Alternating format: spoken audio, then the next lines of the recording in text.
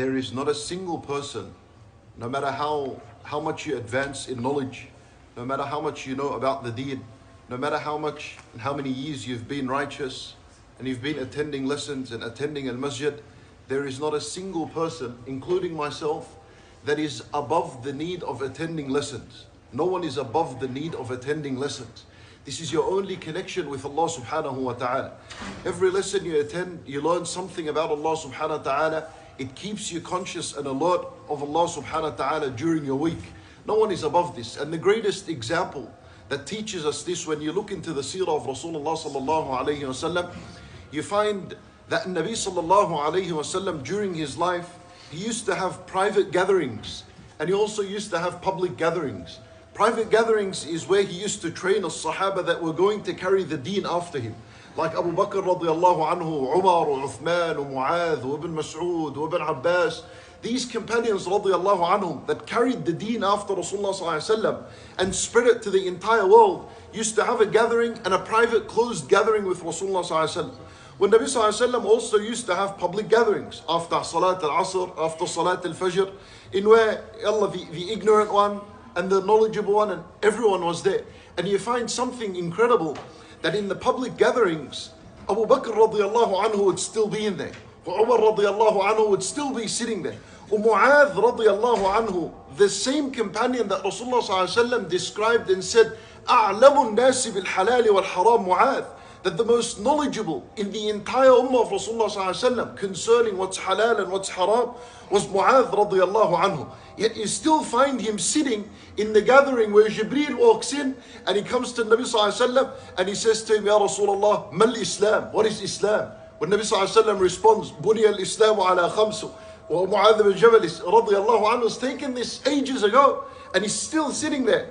And Jibreel asks, Mal Iman? And he says to him, Al-Iman wa tu'mina billahi wa malaikatihi. This is some knowledge we've taken years ago. And we're about to teach the deen after you're passing away. But still, you still found them in that gathering. Abu Bakr radiallahu anhu, up until the last moment of Rasulullah sallallahu alaihi wasallam's life on earth, he still attends the gathering.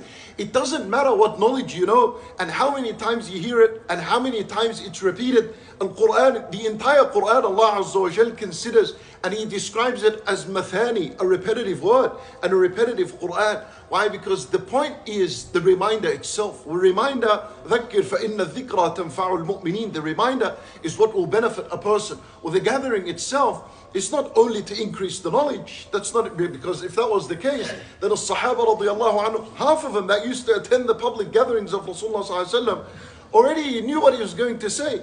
Someone walks in, Ya Rasulullah, teach me how to make wudu. When Nabi sallallahu alaihi wasallam spends the entire lesson teaching a person how to make wudu, and the biggest Sahaba are sitting in the lessons.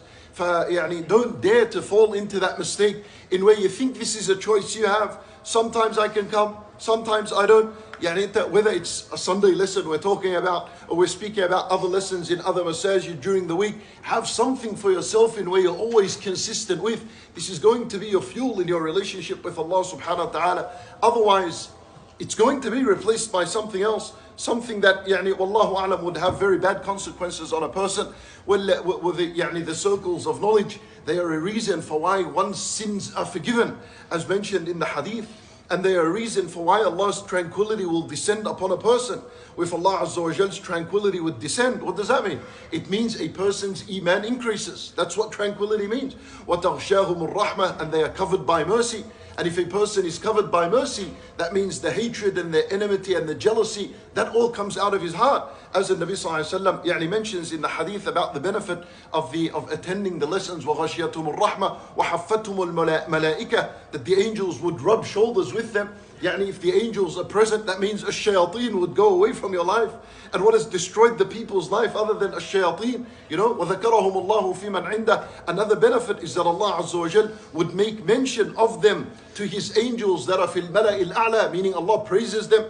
They have many benefits, and this is the intention of a person when he comes to the lesson, is so he can gather this kind of benefit and understand that that as much as he grows into Islam and his knowledge grows, he is never ever above the need of attending lessons. Wallahu a'lam.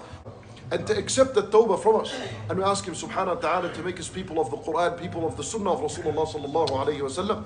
إنه ولي ذلك القادر عليه وصلى الله وسلم وبارك على نبينا محمد وعلى آله وصحبه أجمعين.